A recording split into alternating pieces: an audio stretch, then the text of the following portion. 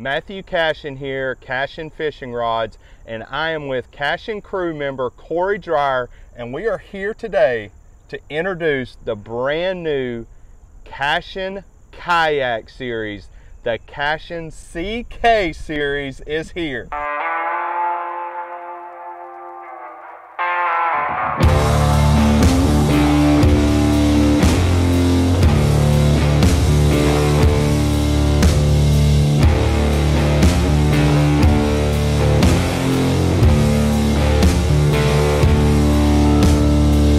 Cory, you, Jody Queen, Scott Butcher, our team was very instrumental in coming up with the design of these rods. We've got 5 models. These are brand new models, and Cory, you know, working with you and Jody, y'all are very picky.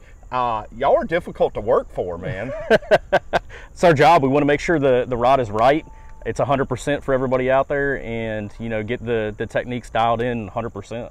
So the brainchild of the CK series really came about from the feedback that we were getting. And we get asked all the time, why do you want a specific kayak fishing rod? And specifically the high-end CK series.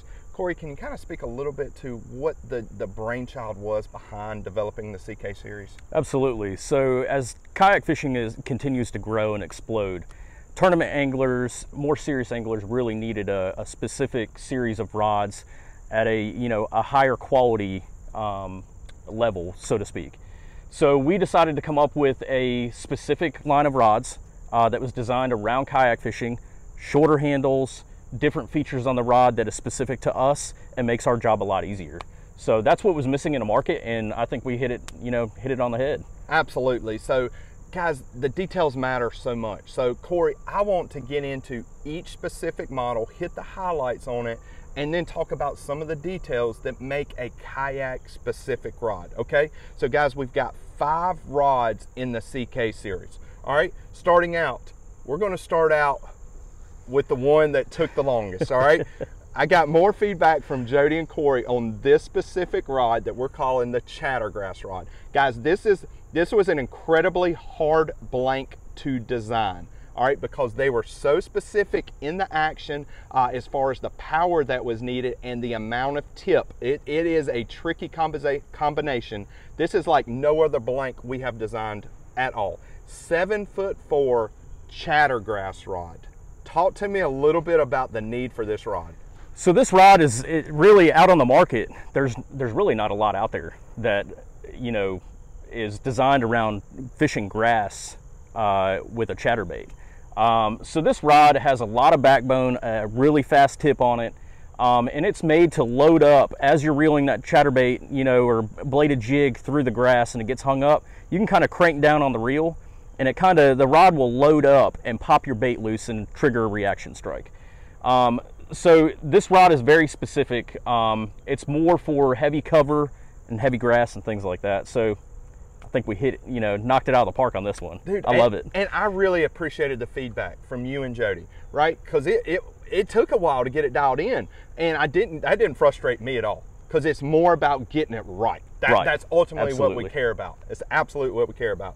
All right, so next we have the spinning shaky head rod, 7'2", fast, medium heavy. Talk to me a little bit about what you're using that spinning rod for. So I'm using that for shaky heads, larger Ned rigs, Senkos, Nico rigs, kind of you name it. A lot of different techniques. It's not only a shaky head rod.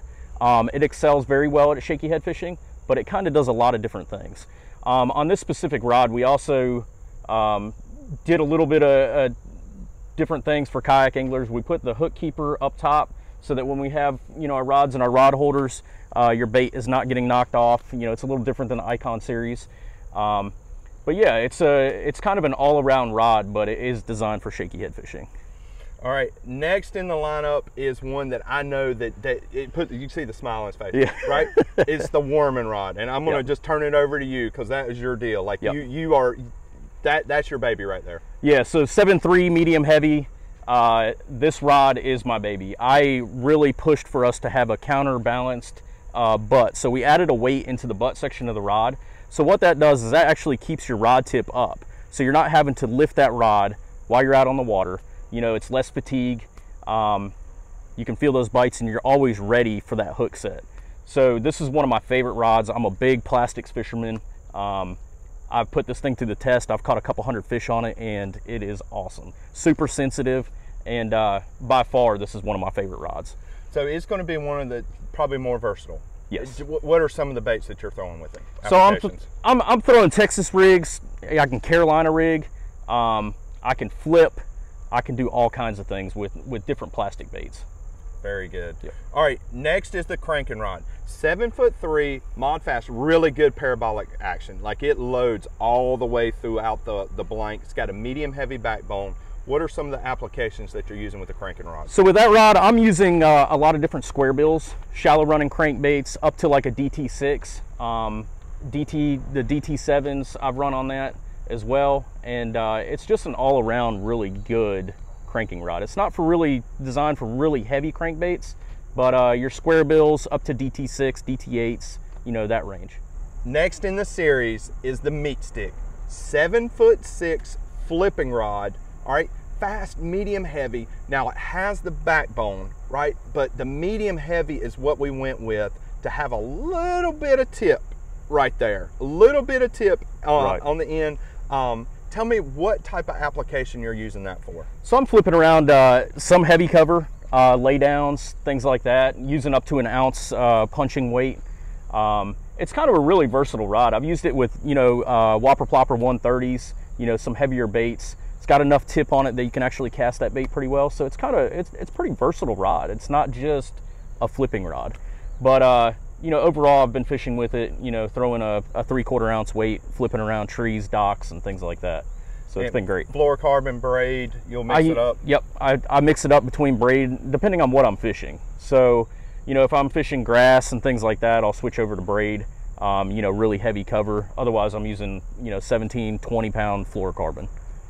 And then frog also on the 7.6? Yeah, I've caught some fish on a frog on it so far, out here at Sharon Harris.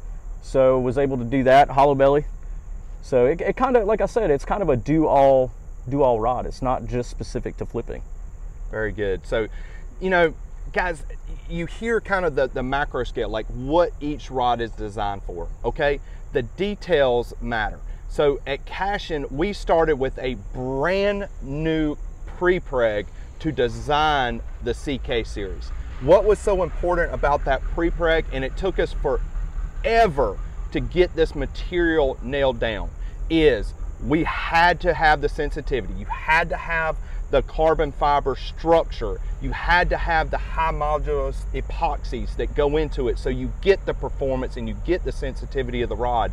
But we needed a strategy for durability, for all of these type of applications where you know, you might be dragging the rods through the woods, throwing them in the back of the truck, riding down the road on a trailer and so forth. That was what was so important about designing this series is, you know, we're a little more rough on our equipment, you know, than a bass boat guy. So we're hitting trees, like you said, bouncing around your, you know, your rod boxes, in and out of kayaks, you know, around your truck and things like that. So we had to have a really durable rod. And the thing is, you can make a really durable rod that nobody would ever fish with. Right? It could be heavy, you couldn't feel it, and that's why the materials, and we had to go back to the drawing board on the materials to make sure that we got it right. So we were able to design, we were able to keep our high modulus fibers with our structural epoxies that give a high loading of carbon, so you get the performance, you get the sensitivity, but then we have an outer layer jacket that we've designed that goes on the outside of the blank.